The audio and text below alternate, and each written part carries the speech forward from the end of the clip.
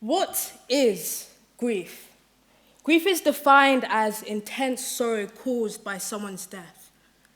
Now, unfortunately, grief is something that every single person in this room today is going to have to go through at some point in their lives. See, in society, grief isn't talked about as often as it should be.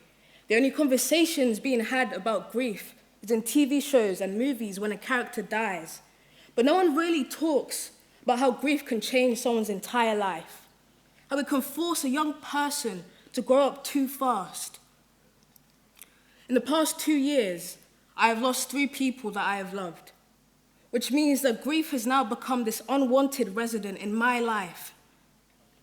My uncle was the first person I was ever close with to ever pass on.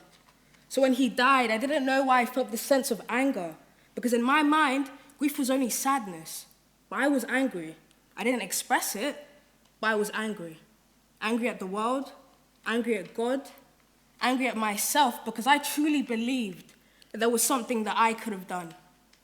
But also I was angry at him. I was angry that he left us behind. I was angry because I didn't even get the chance to say goodbye to him.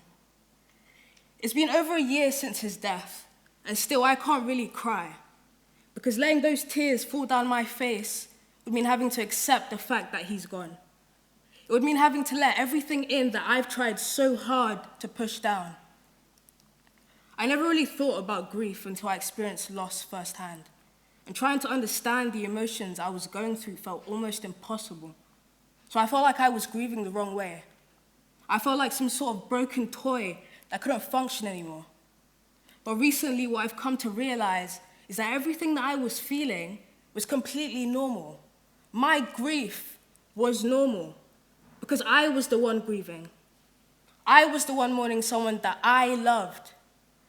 So for those who are grieving, who know someone who is grieving, or will grieve at some point in their life, don't let society dictate what you should and should not be feeling.